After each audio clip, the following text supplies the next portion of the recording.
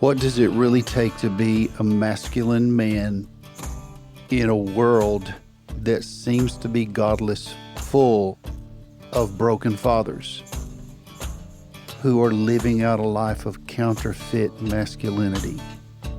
Today we're going to review and we're going to correct the myth of masculinity, toxic masculinity, the masculinity myth.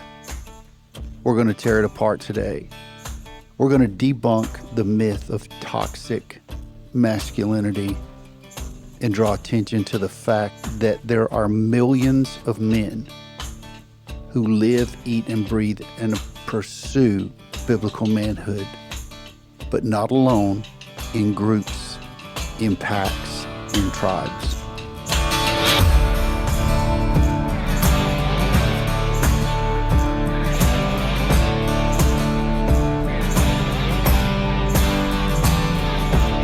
There are millions of men living their lives that way, not afraid to be masculine, not afraid to be strong, and not afraid to tell the truth about being a godly, masculine man. Today is a return guest, my friend Mark Oleck. Mark, thanks for coming back. Oh, you're welcome. Been a Glad to be minute. here. Now we're going to talk about something that's near and dear to our heart. I bet you we've talked hours about this over the years with our guys, with our group of guys, with our cadre, with even the group you lead, the Call to Greatness group. At any one time, 25, 30 guys, Yeah. and probably 50, 60 that call themselves part of the group. But we're gonna talk about today something that I know is dear to you. And it's sort of become your modus operandi for what you do with men, how you lead men. You lead a large group of men and you lead them toward biblical masculinity. Mm-hmm. Today we're going to talk about correcting the masculinity myth. Now let's go true to form like you and I always do. Let's just jump right in the middle. And again, thanks for being back. If you did not hear my initial interview with Mark, go back in the archives, and the title of that, we'll even put it in the descriptor of this podcast, The Making of a Man and a Marine. That was an incredible podcast. It was so good. Mark, let's talk about, first of all, what the culture says about masculinity being toxic. First of all, that was a term used to describe aggressive prisoners in a prison setting. And of course, not to call names, but a certain group grabbed a hold of it and started pushing it out there to say that being a male and standing up for what is right and being the head of the household, you were labeled toxic because you said Truth. no when certain women wanted you to cow down and say yes to everything they did because they're empowered. Back to that empowerment piece, you and I are probably old enough to remember. Now this started what we're talking about started generations ago. Mm-hmm. But in most recent times for you and for me, back even in the early 1900s, women not being allowed to vote. Then they were allowed to vote, which they should have been allowed to I vote. agree. But that started this whole revolution of women being kept in second place. Well, a subculture. Yes, below subculture, not really real. And women should have been able to vote, but it seems like there was a handful, as you look back in history, that created this whole movement about women being empowered. And then it manifested in World War I and previously in World War II, because women, they were here, they were working and Yes. building the country and keeping it alive. War supplies and all kinds of stuff. Men were away in war. If you look back in church history, that was a significant point in time where the church became more feminine. And we're seeing that piece today. Oh, it's huge today. Yeah. And I think that's where some men have taken their opportunity to leave the church. I think leave, but they also get squashed. Yeah. They want a quiet, peaceful Jesus. Right. Yeah. Who never actually busted into the courtyard, flipped tables, was beating people with a whip of reed, a rod. Cattails. Yes. Yeah, that whole thing. Yeah. I mean, that's a man. When it was a righteous anger, of course. Not that we need to go storming in and beat people all the time, but Jesus wasn't, what would be the word for it? Passive. He wasn't He passive. spoke his mind. Wasn't passive, wasn't abusive, but he was on mission. Exactly. I like the fact that he was on mission.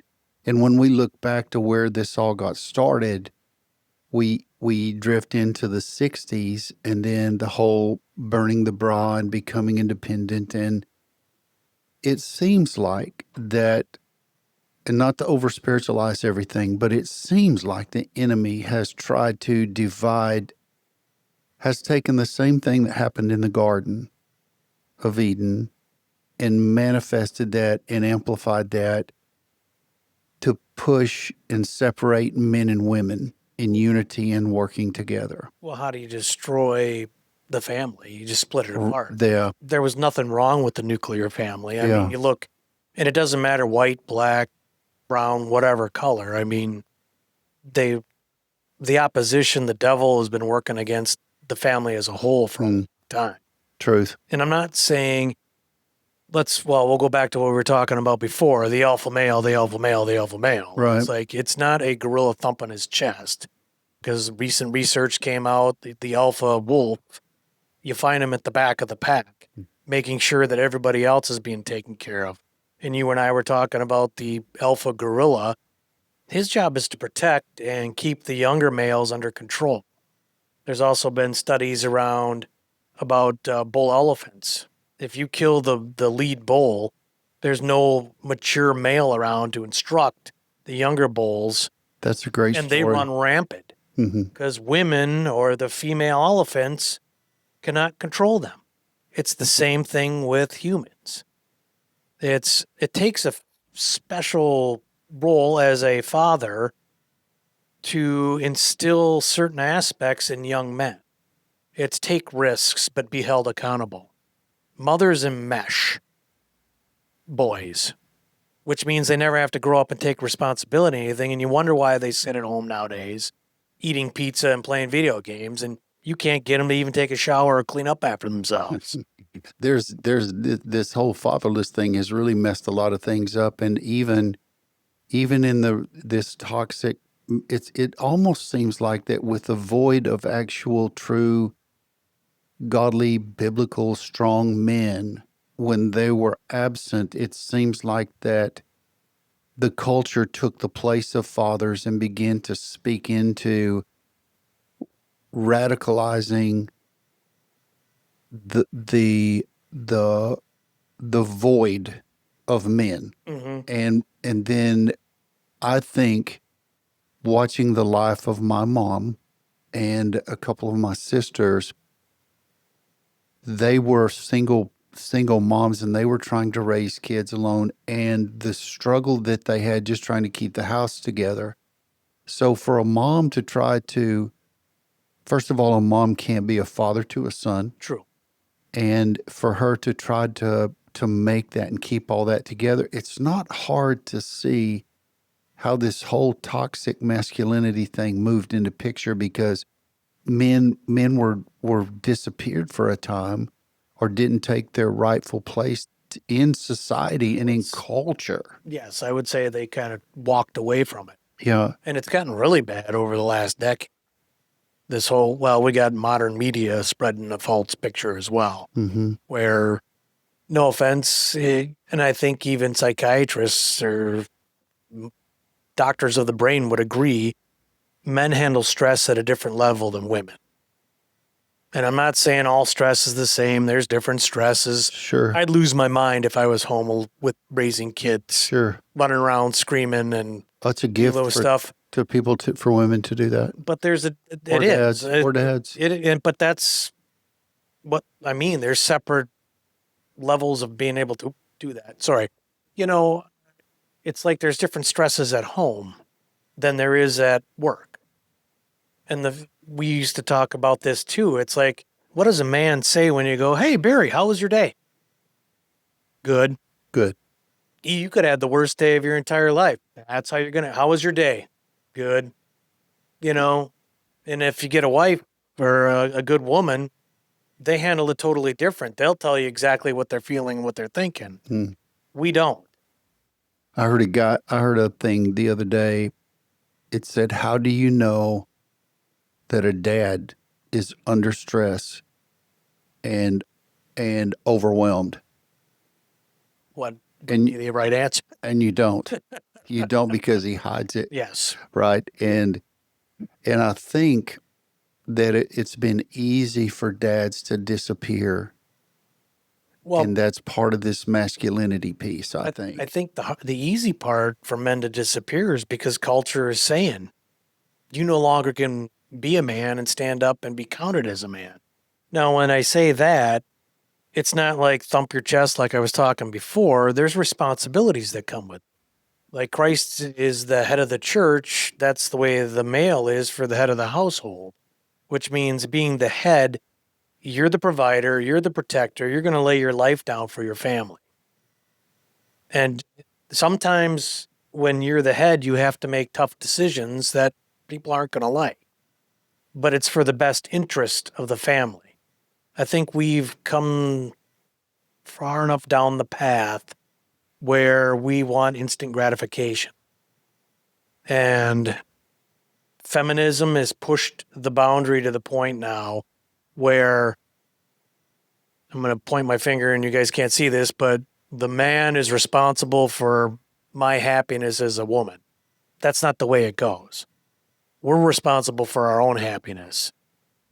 And that's what happens. These women, I think, that are feminized are all going and blaming a man for not being happy. So they kick him to the curb, and I've seen it as a fact. There's nobody out there that is going to make anybody happy.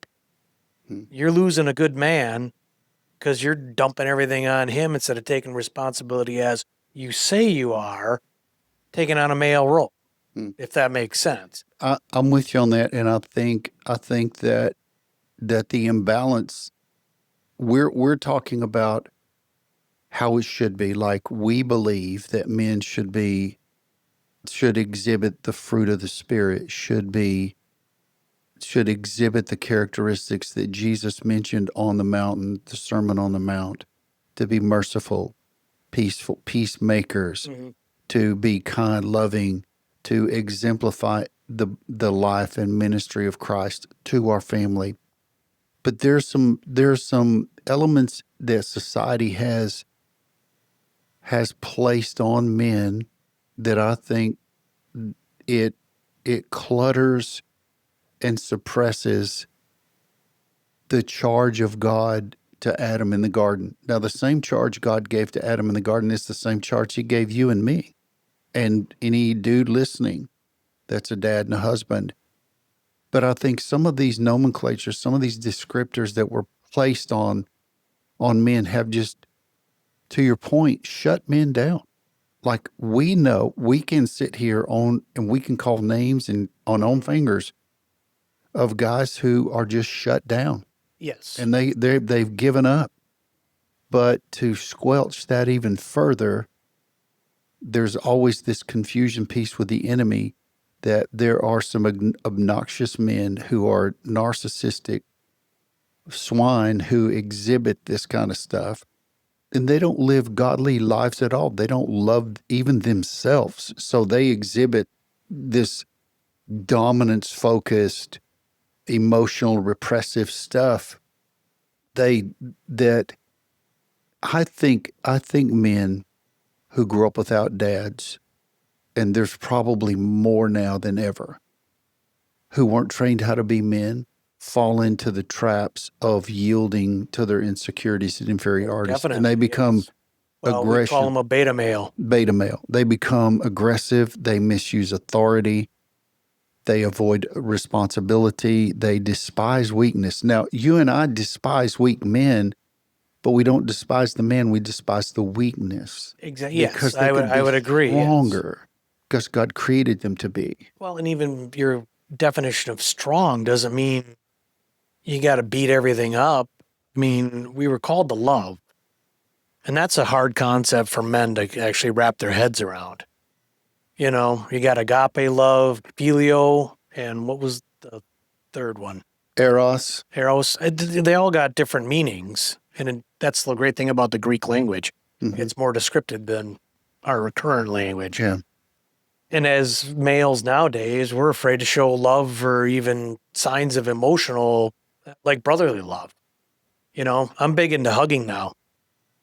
And it's funny because my youngest son is adamantly opposed to, it's like hugging a stick.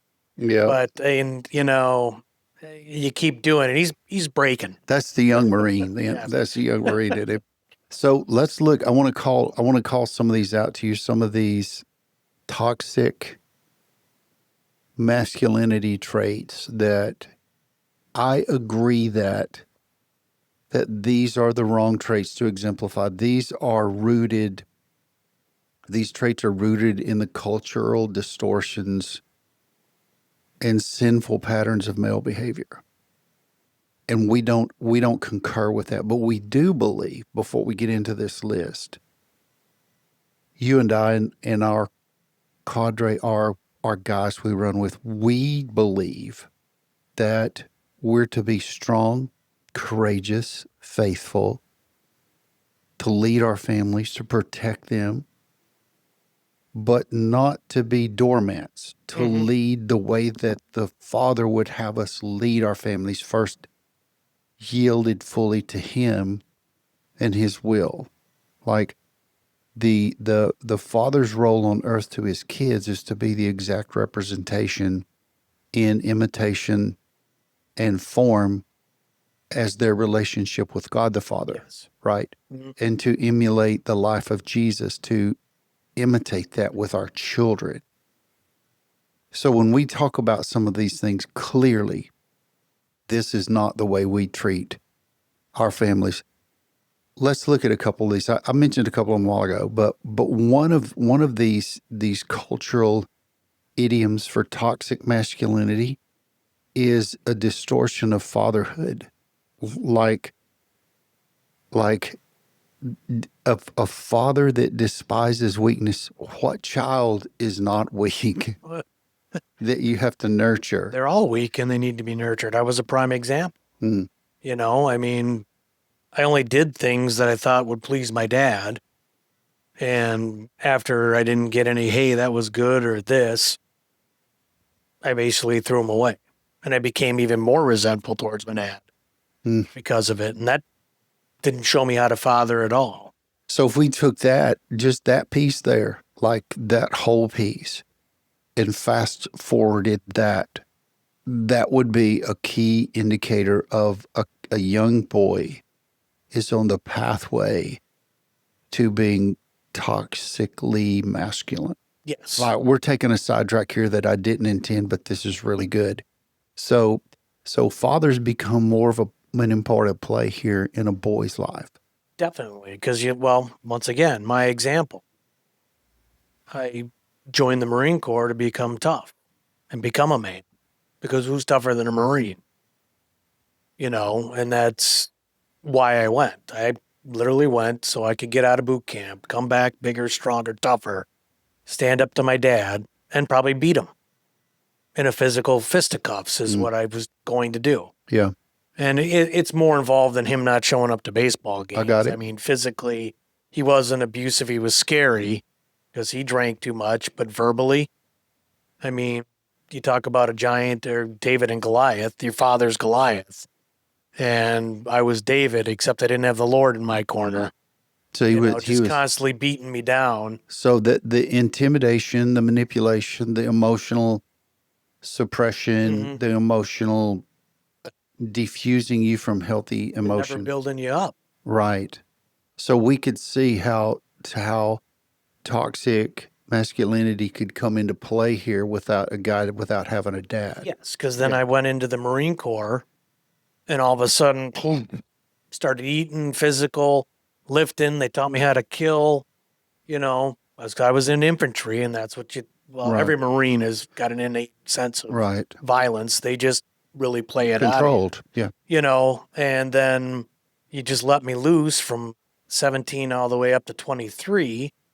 And with that kind of Spartan of, I'm an alpha male. I'm going to, every room walk into, I'm looking for the biggest dude and seeing how bad I am by comparing myself to him. And there's no fear. It's just like, let's get in a fight, Translation that into raising a family. It's bad juju, because then I did the opposite. I overcorrected, and I was a hovering drill instructor parent for my own boys until I realized it. We used the other example of, I wanted my son to put this simple shelving unit together. He was afraid to, because he was afraid of what I would say if he broke it or couldn't put it together, and he couldn't think on his own because I wouldn't ever let him grow as a child. Unlike my own mentor, my grandfather, who was more than generous about, hey, this is what you're going to do. Go do it. Figure it out.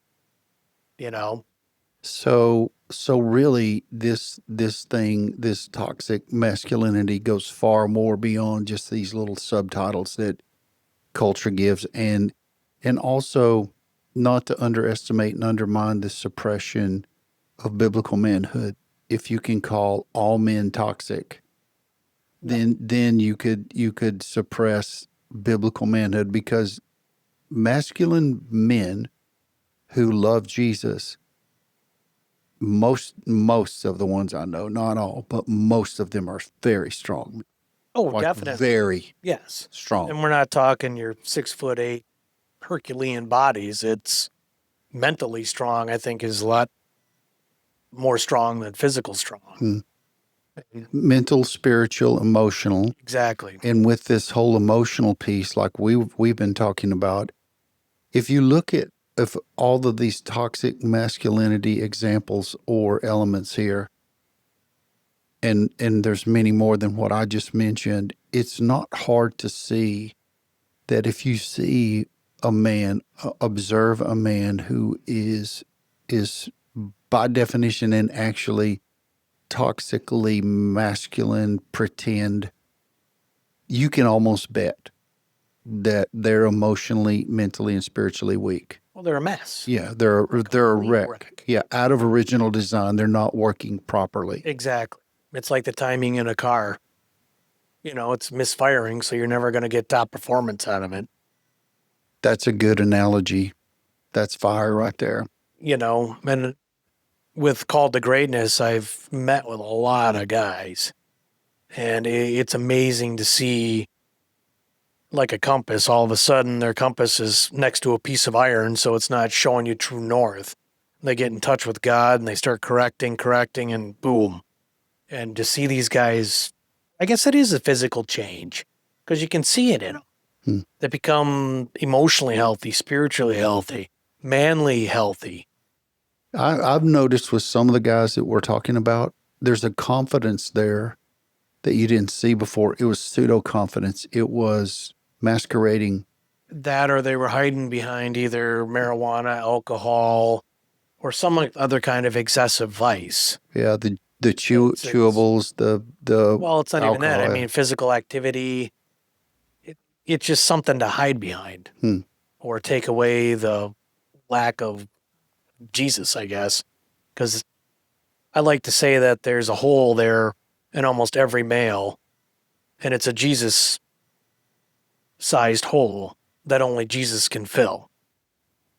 Let's zip to the garden of not the Garden of Gethsemane, but the Garden of Eden. And we've talked about the reason for lack of biblical masculinity is because of the passivity of Adam when the serpent entered in. Yes. And he didn't stand up and say no.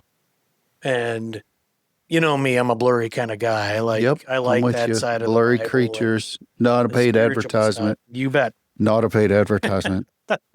But these authors and researchers I listen to, you got to remember that the Garden of Eden was, they kind of phrase it as a hallway between heaven and earth. So there were angels walking around. Obviously, Satan was still there, and Adam knew who Satan was. So why didn't he stop Eve from listening to him? He could have just stood up and said, no, I'm put in charge of earth as a whole. You're not respecting the rules that God set there, but he didn't. He was passive and went along with it. You bring up an actually interesting point that God told Adam to abstain and stay away from the tree. Anything else in the garden was his except the tree. So that would go to case then that anything that came out of or from the tree could only have access to Adam if Adam partook of the tree. Yeah, if he allowed himself To be near or to violate the boundary God's given. Yes. And the violation I think that Adam made was twofold. He didn't communicate to his wife Eve, and he didn't step in and stop her. That I think the key one is he didn't stop her. Mm. But he sure ran and hid. Yep. And that's what he did wrong. And that I believe is really the core essence of this toxic masculinity, because you remember God said that you will always have this edge about you against your husband. Mm-hmm. And I think that's prevalent in our society today. Well, and Satan plays those edges. Sure he does. You know, it's just like a temptation of Christ. Hmm. You know, oh, you're really hungry, 40 days without food and water. Well, turn the stones into bread. Hmm. But the reason he knew the saying, the biblical saying, which was what, Deuteronomy? I'm not a scholar. No.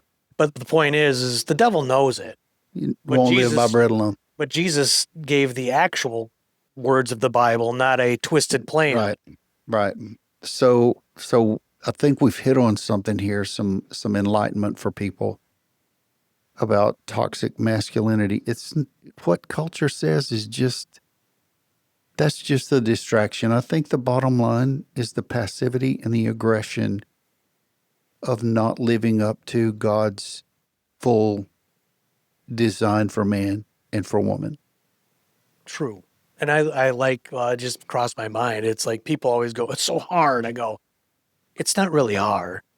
When you give up control to God, life gets easier.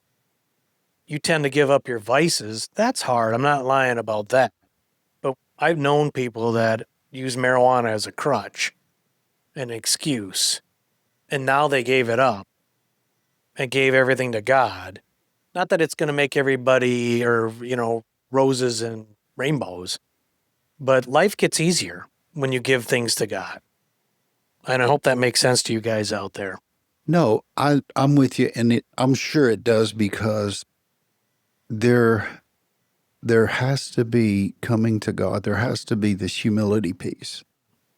Well, pride was the fall. Right. And pride is always the last chapter in the book, if you decide to stick with that and play that card. But humbling, here's what's interesting. There's only one thing that I read about in the New Testament that God says, do for yourself so that I don't have to. Humble yourselves. Well, he'll Or I will. Or I will. If you are a disciple of Christ and you call yourself a beloved son and you have the responsibilities of a godly man or woman or child, if you don't humble yourselves, he surely will. Oh, definitely. And over and over again. And not that we have the power to do it, but we have the power to come and yield to him before him, engaging his help. And I think if anything has fanned the flame for this toxic masculinity, it's been lack of humility. I would agree. That's very good. Yeah. Like if I'm using women for for a notch on the belt or self-gratification or to abuse and control or children or anyone for that matter, then I have escalated my position above that which God assigned me to start. And I'll give you an amen on that because I was there. I was for quite a while. It was a notch on the bedpost. Let's look at this. Let's look at some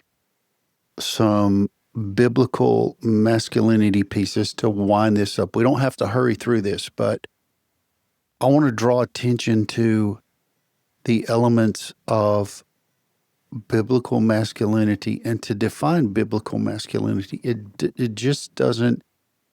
And we were talking about this before we started recording, that we both have changed our mentality about the alpha male.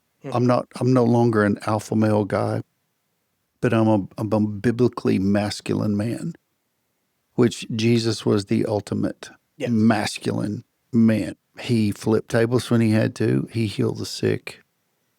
He Unconditional love. He engaged with lepers. He hung out with tax collectors and prostitutes. He was a man of many mercies, many loves, and many kindnesses. That is biblical masculinity, like being what God would have you be in the moment with those you face. That's biblical masculinity. Well, and just to bring up, this is not a push for the chosen, but I love the fact of how the actor portrays Jesus in there. Well, and all the actors, because you get to kind of put a little bit more behind the apostles besides just words they've recorded. But the fact that I love how they make Jesus kind of a little bit, how would you put it? Snarky? Yeah. Because it's funny how he keeps going after the disciple. I just told you how to do this, but you're not hearing me. Yeah, the sons of thunder. That's the best one. That's the best one. And then he keeps bringing that up again. But he does lose his temper with the disciples because he's got to keep repeating himself over. And the questions, that old saying, there's no such thing as a stupid question. I think even Jesus would be like, yeah, I think there really is. I think there is I think there's a stupid question. But yet he always comes back in love. Yeah. I think there's a gift to being lovingly snarky. Well, keeps life fun. Yeah, it does. Yeah, that's another podcast. For snarky marriage, for snarky women in marriage. Well, you can do that, or just snarky friends. Yeah, there you go. Don't take this the wrong way, Joel. Yeah, Joel. Well, but before, but we got to get Joel on here, pick on him.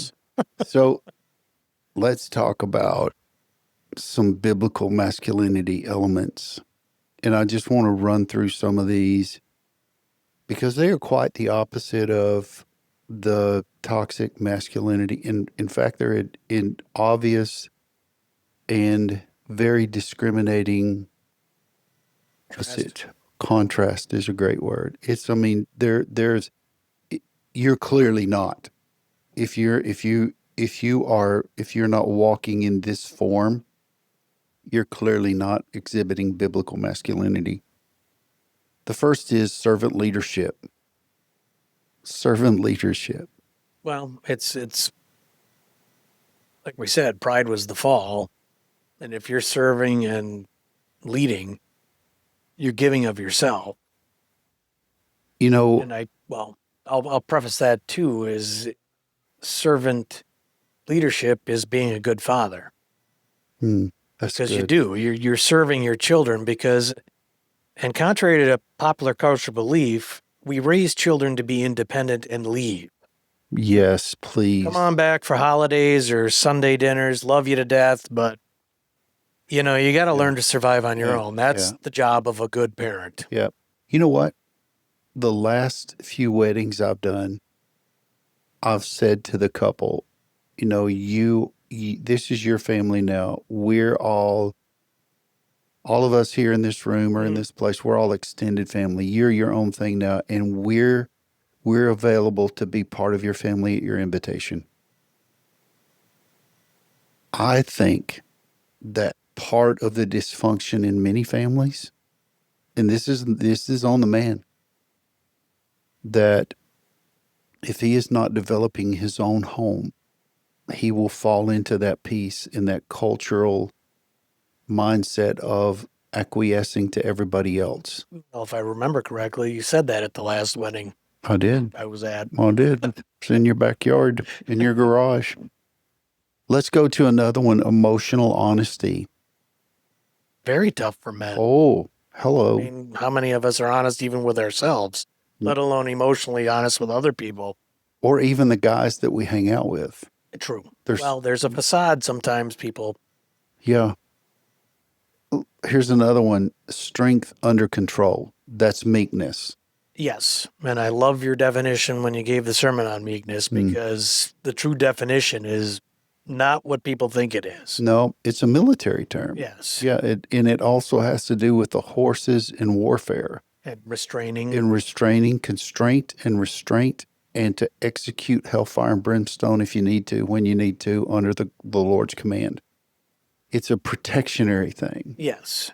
Unlike, I just had it on the top of my head. Who's that psychiatrist guy that's really... Jordan Peterson. Yeah. And he goes, yeah, men should be scary. They should be violent. We should all be violent, but controlled violence, knowing when to use it and when not to.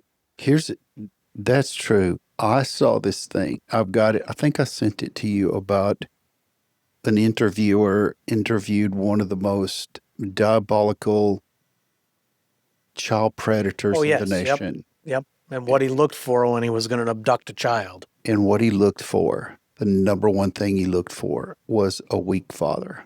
Because if he knew there was a weak father and he wasn't strong, that there was no threat. And because of that, if the father's not a threat, the kids are subjected and the wife is subjected to whatever threat comes into their life. They're not fighters. They've not been groomed under the covering to be a warrior. But that goes also to the true meaning of head of household. Yep. You're there to protect them. And you're willing to give your life for them, which that plays into being violent. It does. And I believe that there is the covering that men are supposed to have for their families, the covering piece. If we are covering our families, they're going to take on our traits, our practices, our emotions. And I think it's super important for us to understand that strength under control, everything we are as a man leading our home is passed down to our family, regardless. True. Here's another one, sexual purity. Now that one's big. Huge. And I've been preaching that to my youngest son now. What about the kids? A girl who grows up without a dad is more likely to have horrible relationships with men and be pregnant before she's even out of high school. Yeah. But what I like to talk to, because on fathers that have girls or daughters, I should say more appropriate, you have to emulate, once again, your imprinting, what she should be looking for in a husband. It's not that you got to stand there and clean the shotgun every time a kid comes over. It's you imprint on her what a good husband should be. She'll know the difference. Because if you don't love her like you should unconditionally, she won't know what to look for in the man that she will eventually marry or hang out with. She'll just accept whatever's out there. So what I mean by that is if you're in an abusive relationship with your spouse, yelling and screaming, that's what she's going to go look for because that's comfortable. It's kind of like a Munchausen, or not Munchausen. What is it called when you kidnap somebody and you keep them there and then they start empathizing with the kidnappers? They identify with their abductor. Yeah. Yeah. But there's a term for it, but that's what it is. It's because that's what's comfortable for them. The abuse becomes comfortable, and they're afraid, like any abuse company or person, they get so used to the abuse, they're afraid to leave because it's normal for them. Accustomed to. Yes. Let me read a couple more of these off and then land the plane here. Sexual purity protects and provides. A masculine man protects and provides, takes responsibility. Compassionate and gracious, you mentioned that. Lives under authority. He lives under the authority of God. Mm-hmm. Therefore, he will not abuse or misuse his authority against his family or for his own desires. That's always left out. That's always left out. It's head of household. That means yeah. he's going to ram it down your throat. Right. For men, biblical masculine men, there is this security that comes in knowing who Jesus is, but know your identity in him. But it also helps us understand that we live under his authority. Therefore, we are men under authority. Mm-hmm. And we are in a chain of command. And our command is to love and give our lives for our wives and our children. And that's left out much of the time. And then there's the security in the identity we have in Christ as beloved sons. And then there is the coup de grace, the faithful fathering. And the only way we can do that is to know God and mimic who he is to us.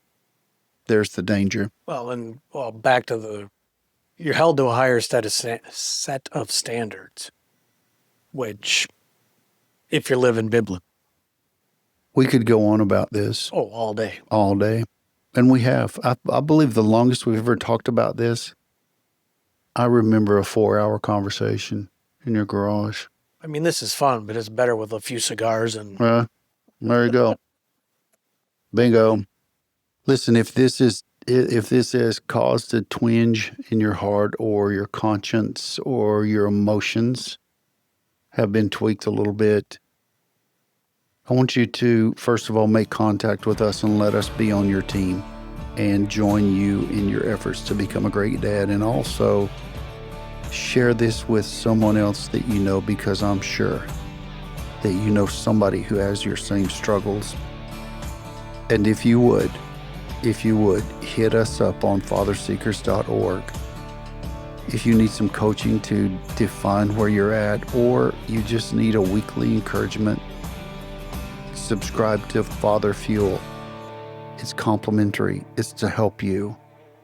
This is Barry with Father Seekers, and this is the podcast, Teach Me to Father.